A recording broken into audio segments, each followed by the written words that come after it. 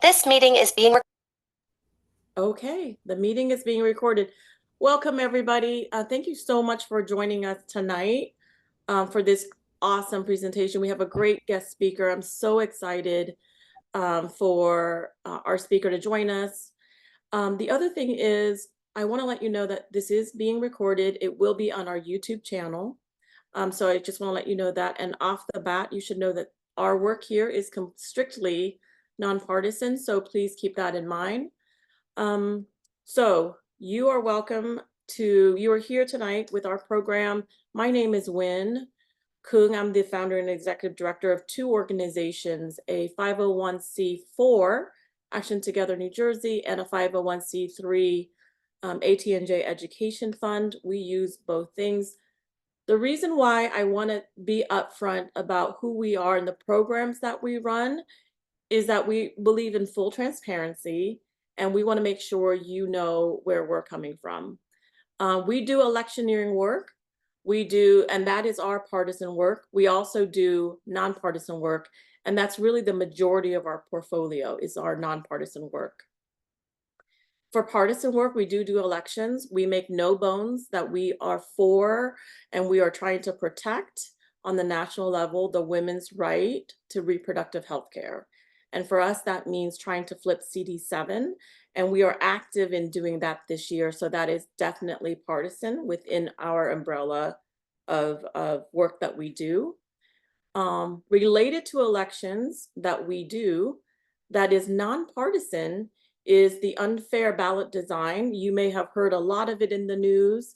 We started the Fair Ballot Alliance, building on the work of Julia Sass-Rubin and Yael Niv, but we advocated for fair ballots. And with Representative Andy Kim's lawsuit, it was only the injunction was ruled only for the Democratic side, but I am working with those two aforementioned professionals on a fair ballot design legislation that hopefully will be made into law and will affect both parties in the primary. So that is nonpartisan legislative work. We have a whole history of legislative work that is nonpartisan that you should know of. The big one is vote by mail. We led the largest expansion of vote by mail in the state. And a couple of our legislation that you may be aware of, including the expansion of our right to cure our ballots via the Ballot Cure Act. The other one is the ballot drop boxes and the Track My Ballot user portal. Again, those are all legislative work that we work on. We focus a lot on youth. Last year, a lot of our volunteers, there's a group, about 20 of us, who worked on this. We printed and mailed nonpartisan New Jersey Civics Handbook to 10,250 teens in the lowest 291 zip codes in New Jersey, according to metrics, 20 different metrics, including median income, educational attainment, race, ethnicity, languages spoken at home, and healthcare. So we do a lot of the voter education through the teens. If you wanted to, you can go on our website at atnj.org, download a free voter registration kit, and it's in the whole kit, the do's and don'ts, how to register voters. This is, again, nonpartisan. We recommend for you to take action and register voters in grocery stores, craft fairs. You know, right now, Pride Month, I've been to several of those. Those are great places to register voters. Farmers markets. I've gone to farmers markets too. Anytime you have a sports, concerts, cultural events, grab yourself a voter registration kit and a clipboard. A lot of it's done on QR codes, so it's really easy to do. In our clean energy, we advocate for health improvements, from moving away from fossil fuels into clean energy, including solar, community solar, and offshore wind. But you know, what I'm really excited about this is the number of jobs that it's going to bring to New Jerseyans. So this was a really good graphic that I saw, and these are kind of jobs that we can see here. And a lot of moms and dads know, graduates this year, it's a really, really tough job market. So the big thing that we do is board boost. You guys know, and or maybe you don't know, but our opponents are very effective. They're taking over the school boards. You've heard in the news about book banning and dampening the education and history, harming our LGBTQ plus students, a topic that we will devote onto tonight, and basically weakening the public school system via school choice. They don't really use vouchers anymore. And there's a lot of people on the other side that are against public schools and against public education. We are aware of this. These are just some of the opponents that we have. But you know what? Our top opponent have been in the past very effective. And I just want to give a shout out to Mike Gottesman with NJ Peck. Through his work in the past year, he was able to provide proof to the Southern Poverty Law Center of hate groups in New Jersey. And as you can see right there, it might be hard for you to see, it's kind of small, but Moms for Liberty chapters in New Jersey are all designated hate groups. But you know what? They are effective. They work with the political party in order to get the work done. They are very proud of their endorsements and they get the word out. They have a complete campaign kit, including curated collection of design templates for school board campaigns. You know, this is what they do, getting their folks elected. And here's what we do on our side. We recruit, we train, and we help with campaigning. So we do it all in one in our program. The before, this is something that I'm really, really proud of. The before Deborah, she was so sweet. She was actually our first board boost candidate. I said, everyone, you need to provide a headshot.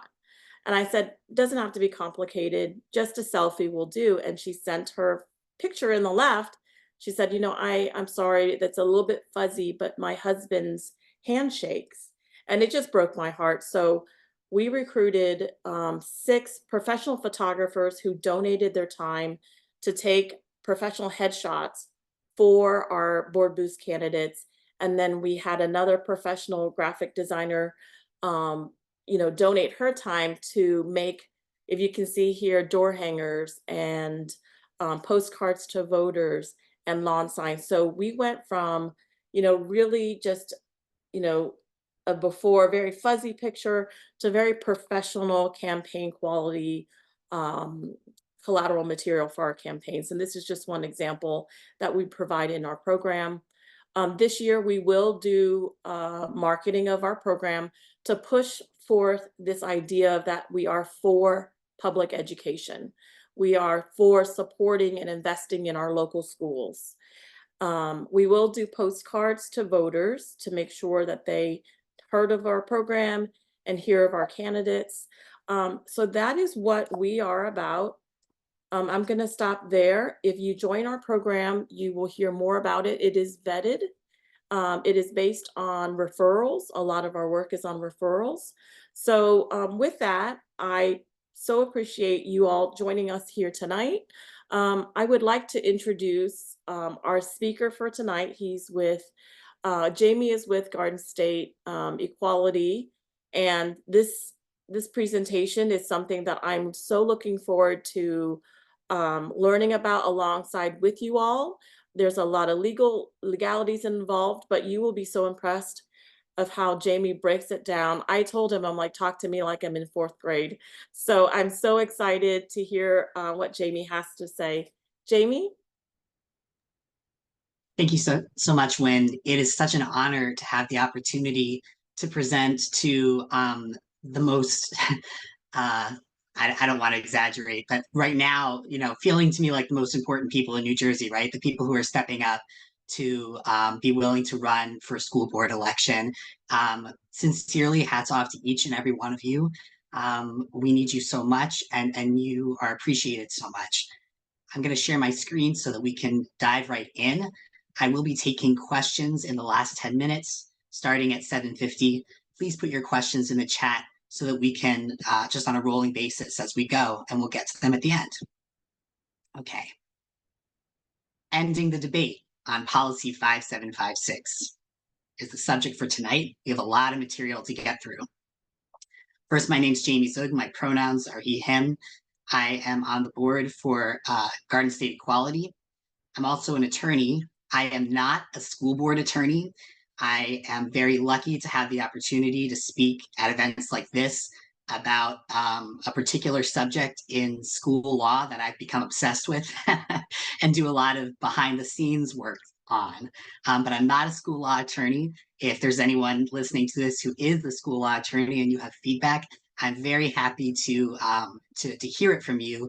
And I hope that if you're watching this on YouTube, that you'll drop that feedback in the comments so that everyone can benefit from it. All right, let's get started. Policy 5756, what is it? Where did it come from? Well, it comes from a 2017 statute that Governor Christie signed into law. It's right there, NJSA 18A:36-41. And the statute said, Department of Education, you must issue guidance. And it said a variety of things that the guidance had to say. 2018, we have the Department of Education issuing that guidance. And then in 2019, the vast majority of school districts across the state adopted something called Policy 5756. Policy 5756 is almost word for word the same Department of Education guidance, which was issued pursuant to the statute that Governor Christie signed into law in 2017, a bipartisan effort. What does Policy 5756 cover? Well, if you're following it on the news, you might think that Policy 5756 is about parental notification, about whether schools are communicating with parents about their students' transgender or non-binary status. But in fact, Policy 5756 is incredibly broad. It covers many aspects of school life that impact quality of life for transgender and non-binary students. So coming out and forced outing, that is something that's covered by Policy 5756. How do we make sure that students are able to come out when on their timing, and that they're not forcibly outed by the school, that they're not mistakenly outed by the school? How do we make sure that schools are using the names and the pronouns that non-binary students ask them to use? I forget if I mentioned this, but part of the reason that I'm interested in this is that I'm a transgender person myself. So for me, these issues, they hit close to home. They're very personal. I meant to say that at the beginning, and I don't know that I did. Documentation. When we're documenting things at school, what names and pronouns are we using? Are we following what the student has asked us to do?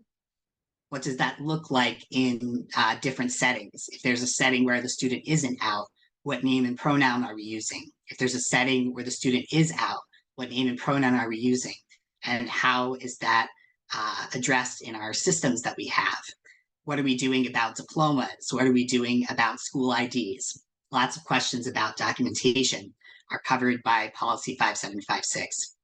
Restrooms and locker rooms, making sure that transgender and non-binary students are able to use facilities that are consistent with their gender identity. I identify as a man, I get to use the men's room, and if I identify differently, I get to use the facilities that are appropriate for me. Sex-segregated activities. If we divide certain things up in our school by gender, which activity are the trans non-binary students, are they allowed to participate in a manner that's consistent with their gender identity, so that they're not being forced into something that's in conflict with their gender identity? Policy 5756, just to sum it right up, is a student-centered policy. It's a student-centered approach. It's not perfect. It's not a perfect policy, but it's pretty darn good. And this is just the best. When we think about a student-centered approach, it's a much broader concept than just for transgender and non-binary students. I think about students with disabilities, students with learning differences, really honestly, any single student. A student-centered approach is going to be what helps that student be most successful. And so policy 5756 takes that concept and puts it into practice for issues that particularly impact trans and non-binary students. What kind of impact does policy 5756 have? Well, it impacts student mental health and well-being. Here are some statistics, and they're going to look a little random as they're presented on the slides, but the last slide is a citation slide that has all of the studies and surveys to back this up. So I encourage you to take a look at those resources. 1 in 10 transgender individuals in one survey reported physical violence from family when their transgender status was known. Whoops, sorry.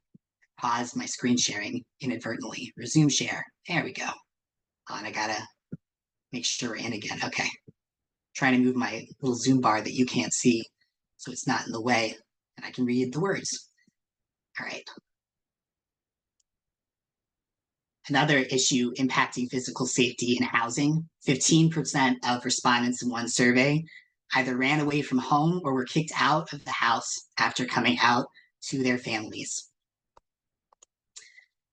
Family conflict is the #1 cause of houselessness for LGBTQ plus youth. Youth who have not socially transitioned face higher levels of anxiety and depression. We talk about social transitioning. What we're talking about is that student able to use the names and pronouns that are consistent with their gender identity? Are they able to participate in social activities in their lives in a manner that's consistent with their gender identity? Are the people around them interacting in a way with them that's consistent with their gender identity? Well, it turns out that that has an impact on people's levels of depression and anxiety. Transgender individuals who experience high levels of family rejection are 3 times more likely to attempt suicide. I apologize for the lack of a trigger warning. A lot of this it's pretty dark. And then these are just anecdotes. Honestly, you won't see this in the studies that I posted, but these are just, when you talk about stuff like this, you find that people tend to come up to you and share stories. So just anecdotes that I hear from people who are impacted by these issues. They say that folks who are outed against their will are often removed from schools and from their friends. Sometimes they're just taken to another country. The student just disappears, nobody ever sees them again. And then there can be various abusive conditions in their homes.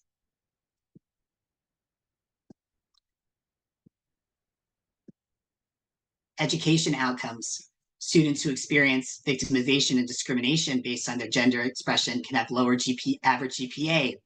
They're less likely to pursue post-secondary education and feel lower levels of belonging to their school community.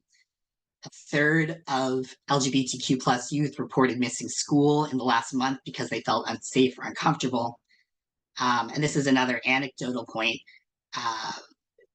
A person who works with a lot of transgender and non-binary youth at school talks to me about how many of the youth that she works with will try to go the entire day without using the bathroom, which is obviously not healthy for their young bodies to go such a long time without using the bathroom.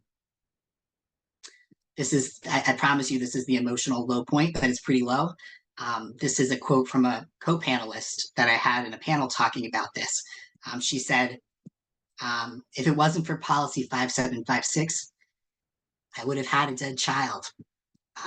Now this quote, it really cuts me personally, it cuts deep. And I imagine that you feel it too, but the thing that was most remarkable to me about this was that this was coming from a parent who was extremely supportive of her transgender child. And was also extremely supportive of their transgender child. So there tends to be a lot of focus on policy 5756 about situations where maybe a student doesn't want their parent to know about their transgender or non-binary status. That's not the only situation. There are many, many different situations that transgender and non-binary students are in. Because policy 5756 is a student-centered policy, it's for everybody, and it's going to help all of those students. It's not just what you hear about on the news. All right. So there's been a lot of high-profile litigation around Policy 5756, starting back last spring and summer. Hanover, Marlborough, Manalapan, Middletown attempted to either create new policies that would modify Policy 5756 or replace Policy 5756 with a somewhat modified version of the policy. And all four school districts were sued by A.G. Platkin and the Division of Civil Rights under the law against discrimination. So those lawsuits are now pending. There's an administrative part of the lawsuits that's pending before the Office of Administrative Law. There are also lawsuits pending in the appellate division about the same issue. And so those lawsuits are ongoing. This is not my graphic. It's one that Wynn was good enough to provide me. I have this little dog with the appropriate reaction to the growth in legal fees in Hanover that occurred because of this situation. And I have to say, as a private attorney, I'm not at all surprised by these legal fees. I actually think that the school board attorneys are probably being very, very efficient. But it is expensive. Litigation is expensive, is the message of this slide. At least 16 school districts have revoked Policy 5756. So it's not like these 4 school districts. Okay, Hanover's special because Hanover did both.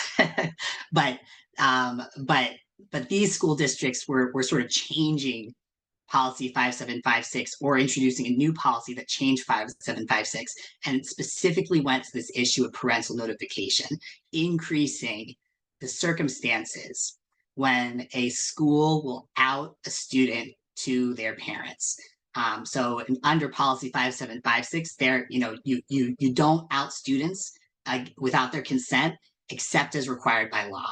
That's the baseline rule in Policy 5756. But these 4 school districts would expand the situations in which parents were notified regarding their students, regarding their children's transgender and non-binary status. Now, these districts are doing something different, or you have Hanover, who does both. They are revoking Policy 5756. What does that mean? I don't know. And I know that's disappointing because I'm here giving a presentation about Policy 5756, but I honestly don't know. The amazing thing is that school districts are continuing to revoke Policy 5756. We'll talk about why, as a prospective school board member, that might be something that you might want to question and that you could take an active role in questioning. It's not about, let's take a look at this map. One thing I think that's noteworthy about this map is how widespread this is. You sort of see, like, we got like all of New Jersey here. It's not about where you are, it's about who's in the room. One time when I spoke about this subject, I had somebody approach me afterwards and say, I live in one of these school districts. It's a relatively, it's not the kind of thing I would have expected to happen in my community. But we voted for these folks. We didn't know that this was their stance. So it really has to do with specifically the composition of the board. It's not who's in my community, what does my community think about this? It's literally who has those board seats and who is in the room. So what can you do? Well, I'm going to propose 2 strategies for you to think about in your board candidacy.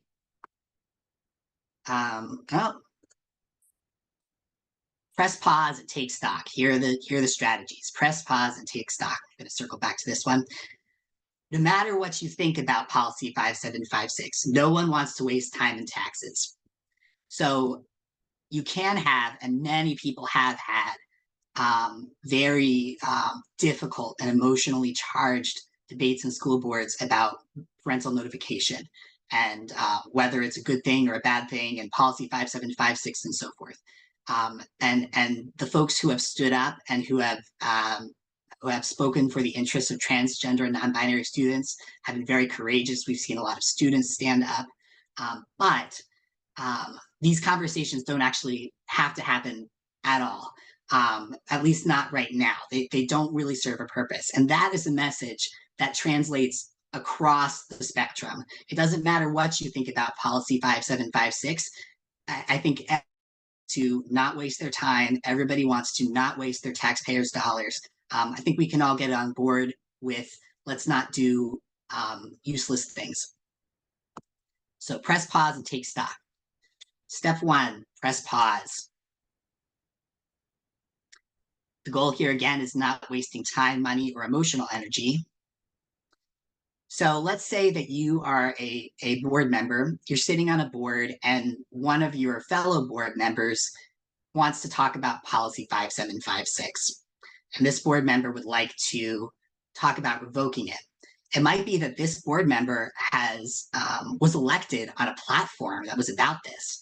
It might be that this board member has had conversations with community members who voted for them because they thought that their board member was going to do something about policy 5756 because they're adverse to it. So you might have somebody in the room who is passionate about this subject and wants to bring it up, wants to revoke the policy, wants to take action. So what's the strategy? First thing is to ask, why do we want to do this? What are we trying to achieve here? Why are we revoking it? Because just revoking the policy doesn't really mean anything. I mean, what does that mean? So you revoke a policy. Is your school district still going to follow the policy? Is your school district not going to follow the policy? If your school district is supposed to do something different, what is that different thing that the school district is supposed to do? It's incredibly ambiguous. It's just like this policy void. You had a subject that was covered by a pretty detailed policy. Now you don't have anything. What's your administrator supposed to think? What's your personnel supposed to think? What are the people who run your schools, the people who teach in your schools? How are they supposed to manage the subjects that are covered in policy 5756 when you just revoked it and didn't do anything? So the question is, why did you revoke it? And that's the thing that we can have a conversation about and think about. Why did you revoke it? Then the second step, once you figure out why we're revoking policy 5756, is to talk to Board of Education Council. The great thing about Board of Education Council is that they don't represent your opinion. They don't represent the other people's opinion. They represent the board and they represent a school district. So it's one thing for you to say, this is pointless. This doesn't mean anything. This is just going to expose us to litigation and not in a way that's going to be meaningful. It's one thing for you to say that. It's one thing for me to say that. But it's another thing for a board's own attorney to be able to assist the board in coming to that conclusion because they don't have a reason to other than it's the truth. So you can talk to your board counsel and you can ask them questions. So here are the questions you can ask. And I apologize for my random, I don't know if you can see my mouse, but it's like I'm dealing with the Zoom things that you can't even see. Okay, so you can ask, is this likely to trigger a lawsuit? Is one question that you can ask your board. This reason. We have this reason, the board member wants to revoke policy 5756 because of X. Is X likely to trigger a lawsuit? If so, do we have a defensible position?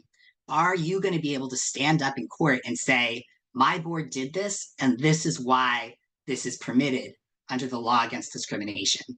Or is the thing that this board member wants to achieve something that you couldn't defend? It's so clear in the law that you can't get up there and even defend what we're doing. So where are we? Do we have a defensible position here? If we do have a defensible position, what would it cost us to litigate this? And lastly, and perhaps most importantly, would this lawsuit achieve anything? We have Marlborough, Manalapan, Middletown, and Hanover who have been litigating this issue for over a year. They have actions that are pending in the appellate division and actions that are pending in the Office of Administrative Law. So if it's that issue, your lawsuit is going to be so far behind, it is literally not going to mean anything. You're just spending your taxpayers' money. Let Manalapan, Middletown, Marlborough, and Hanover pay for that litigation. They already are. They decided to be the pioneering districts on this issue. They said, bring it on, we'll litigate it, we don't care.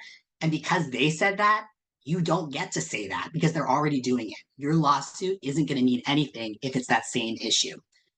So that's a conversation you can have with your board attorney. And if it looks like it's not going to do anything, then why are you revoking policy 5756? Here's some examples. Example one, bathrooms. Let's say that the board member that you have who is very interested in revoking policy 5756 says, well, the reason I want to revoke policy 5756 is because I want to keep trans students out of certain bathrooms. And that's the reason why I want to do this. So one of our questions here, would keeping a student out of the bathroom likely trigger a lawsuit? Yes, that would likely trigger a lawsuit under the law against discrimination. Would the board have a defensible position? Could the attorney stand up in court and say, yep, the board could do this, the board could revoke policy 5756 so that we can keep this transgender student out of the bathroom? No, the attorney can't defend that position in court because that issue is explicit in the law against discrimination. So there isn't a way for the attorney to stand there and defend that position. It's explicit in the actual statute. It talks about how people being able to access sex segregated facilities in areas that are covered by the law against discrimination according to their gender identity. So no, that will not be a defensible position. Would the lawsuit achieve anything? No, because it's not even a defensible position. There's nothing even to litigate here. It's just illegal. It just violates the law against discrimination. There's no question here, really. Another situation, parental notification.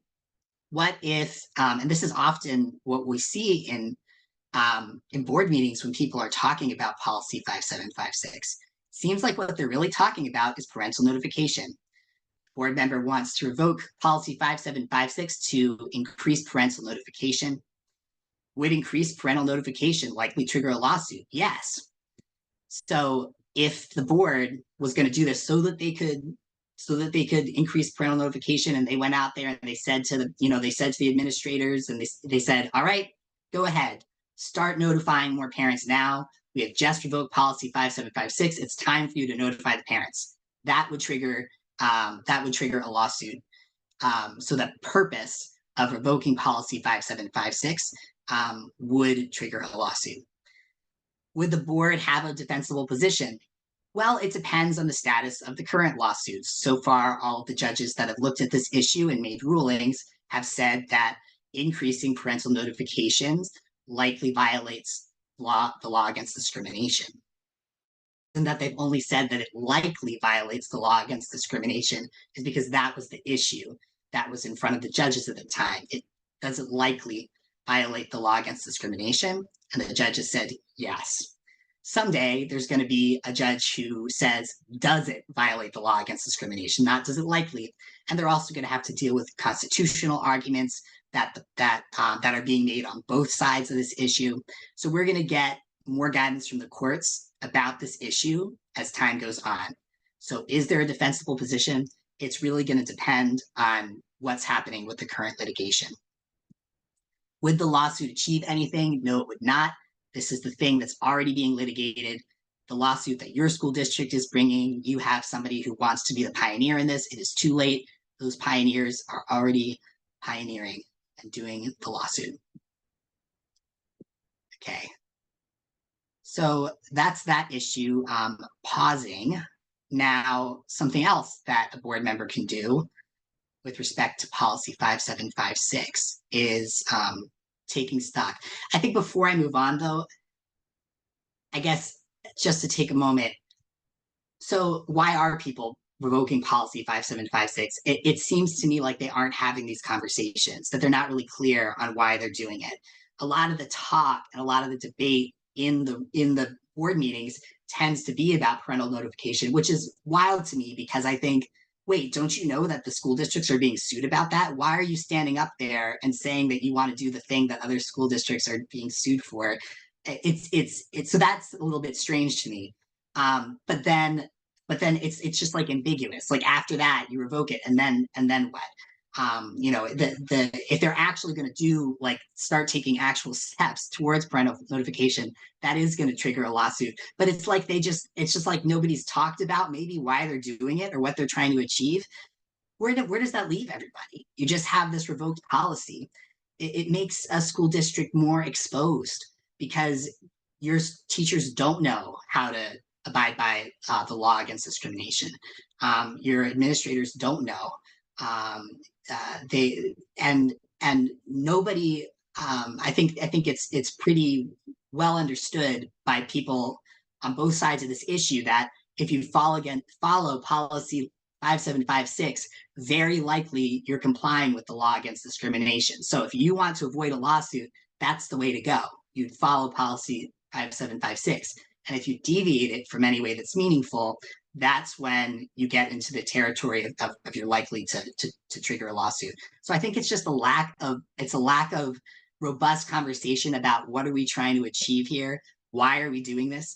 And when you just have this policy void, you're then setting yourself up for your for the folks in your district to be making mistakes that will expose your district to liability, and by the way, harm children along the way, harm the youth in our schools along the way. So the next thing that we can do is we can take stock. Goal here is to avoid law against discrimination enforcement. That's one goal. That's a neutral goal. That's a goal that we can all get behind. We don't want to expose our school districts to liability. We don't want to incur those legal fees.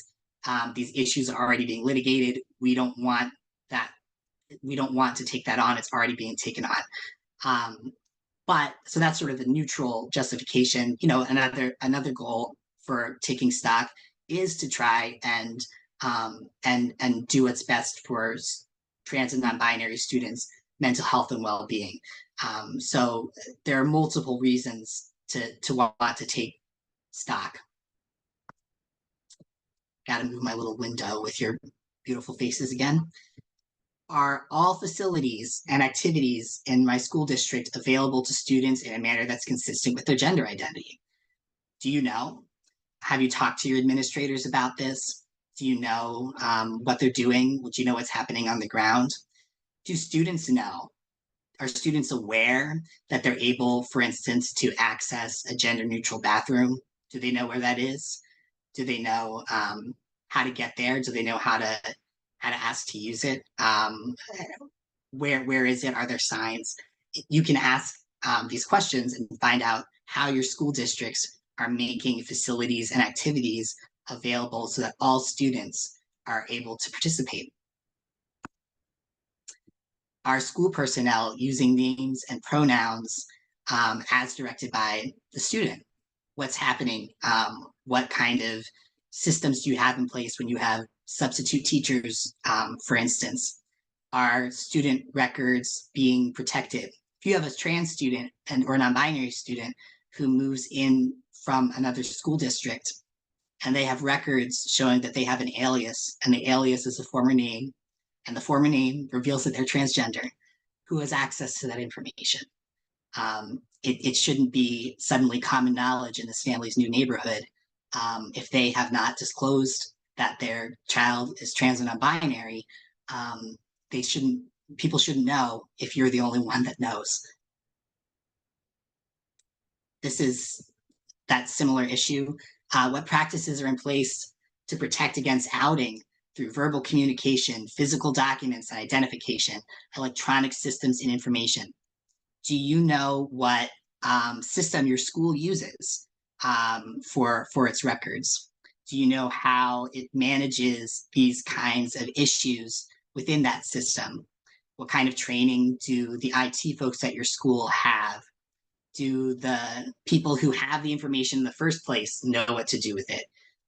Where are the weak points? Where do you need just a little bit better communication, a little bit more of a protocol around it to make sure that the policy 5756 and is being complied with, and that the school isn't violating the law against discrimination, or what is likely a violation of the law against discrimination, and in any event will be treated as a violation of the law against discrimination by the Attorney General when it decides to enforce this issue. He, the Attorney General, he, not it. Is there regular training about inclusive practices and how to prevent forced outing? Who's getting trained? Are your administrators getting trained, your teachers, support staff, coaches? Who in your school isn't aware that we use the pronouns and names that people ask us to use? Is that something that everybody has information about? All right, that actually, we are like, 16 minutes until the end. I can't believe how fast I flew through all of that. There's more time for questions than I anticipated. I am patting myself on the back in my mind. Here are the key takeaways from what we discussed tonight. Policy 5756 protects the mental health and well-being of transgender and non-binary. That's why we love it. That's why we're glad that it's here. But you don't need to agree with policy 5756 to know that it's time to stop debating it. That's really a neutral statement. I think a lot of us are ready to not debate policy 5756 anymore. So the call to action for you folks in the room who are running for school boards is to be the person in the room to help your school board to press pause and to take stock, to be the person who's directing those questions to your fellow board members. Why are we doing this? What are we trying to achieve? And to direct the questions to your school board attorney. Is this likely to result in litigation? And if it did, would the litigation actually achieve anything? What would it cost? What are we even trying to accomplish if we are going to get sued? Why? And is it going to achieve anything?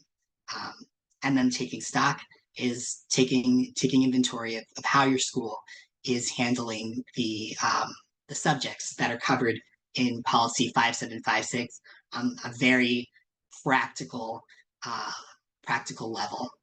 So that is all I got, except for citations and questions. So happy to take any questions you all have. Thank you, Jamie. Can you stop screen sharing? Thank you so much. We have a couple of comments in the chat. So Josh says that he was present at the latest rescinding of 5756 in Barnegat. Over a dozen speakers, including Michael Gottesman, spoke. Only 2 who supported, yet 3 board members flipped and voted no, but 5 others voted yes, sadly. So this reemphasizes what Jamie said earlier, and why we're doing this is we need butts in seats, right? We need people to run for the school board. Our hardest task is always recruiting people to run. And as I like to say, let's make school boards boring again. Let's not make these really nationalized issues. We need to focus on local issues. And I love what Jamie said about pause and take stock. So Carrie Douglas has a question for you regarding documentation. Carrie, do you want to go off mute and ask your question? Sure. This is just a question that I've been curious about myself is if I can understand using the child's preferred name and pronouns on things that you're just circulating in the classroom or things, but if we're creating legal documents such as transcripts, diplomas, things like that, then aren't we, or are we required to use their, at the time, legal name on that paperwork? Well, thank you so much for that question, Carrie. Legal name is a little bit of a deceiving phrase In New Jersey, we are a common law name change state, and that means that generally the name that a person uses is their legal name. Now that doesn't really have teeth to it because if I go to the Motor Vehicle Commission and I say, well, this is my legal name, I use it, they're going to say, sorry, we want to see something we want to see a court order or something else showing that you have changed your name. So in the end, for the things that we care about the most, oftentimes your legal name isn't what matters, it's your government ID name that matters. And that is something that oftentimes necessitates a court process. But in terms of what somebody's actual legal name is in New Jersey, it's generally the name that they use unless they're changing it for fraudulent reasons. So there's no reason why all of a student's records can't be changed in print from like legally. Why a student's records couldn't be changed to the name that they're using. It's just that from different institutions just have different levels of that they just want documentation because they want documentation basically. And sometimes there are legal reasons for that. Like for instance, there are certain records in schools that will be important for federal student aid applications, and those records need to have the student's government ID name on them.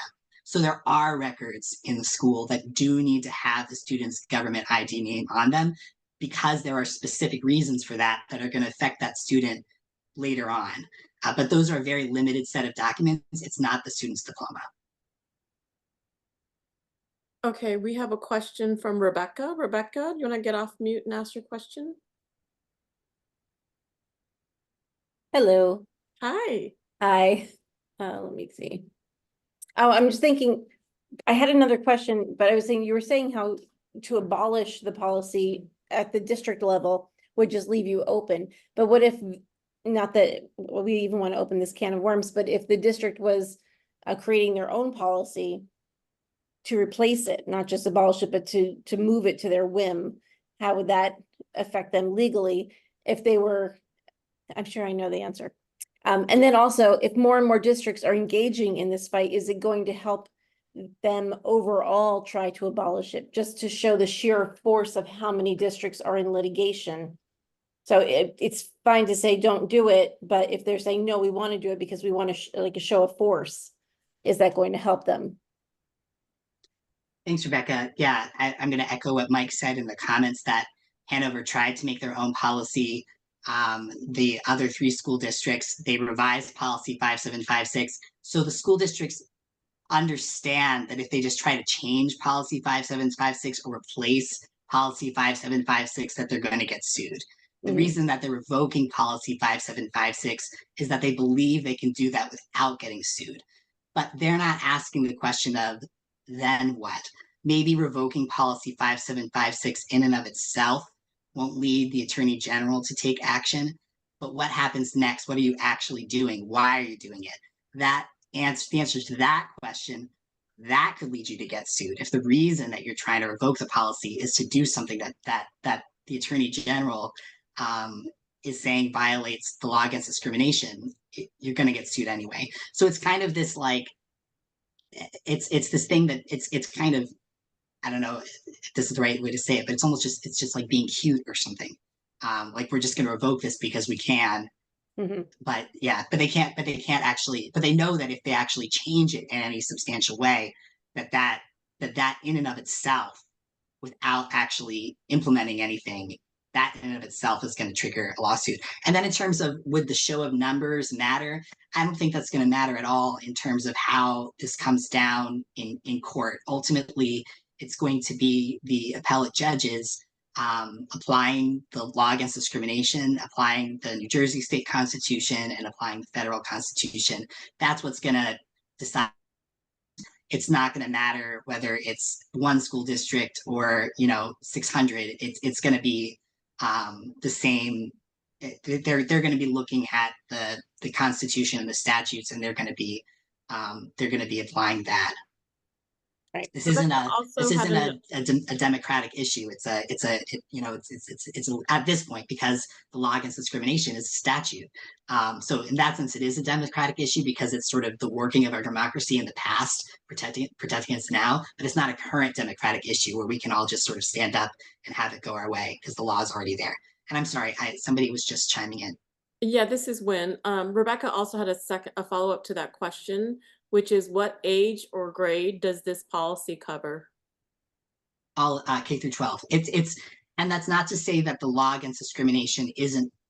I should say pre-K through 12. It's the policy comes from the guidance, and the guidance is specific to New Jersey public schools. But the law against discrimination applies more broadly than that.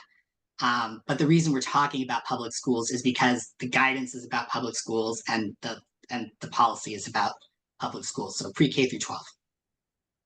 Thank you. Thank you. Let me call on Reza Rubin Stankiewicz. Can you get off mute and ask your question? Sure. First of all, Jamie, thank you so much again for your presentation. This was really fantastic. I just wanted to ask if you can speak about, is there any effort that you or Garden State Equality are kind of currently engaged in to enshrine Policy 5756 into state law or legislation beyond the Department of Education guidance? Yes. You I guess I'll heard just it. leave it there. Yeah. You hear it first, folks. Well, I mean, yes. Very fair. That's all I'm Thank going to you. say about that. Yeah. So I have to say what I love about Jamie is he does quiet behind the scenes work. You're not going to see him in the media much. He's effective at his work behind the scenes, and that's what I really like about him.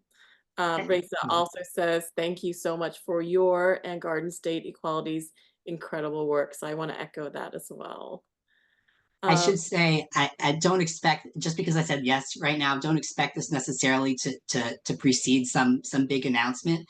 But what I should say is that there's been some great polling that's been done by NJEA and by Rutgers that gives a sense of what New Jerseyans think about these issues. And I think that there's a lot of unwarranted fear from our representatives about this issue.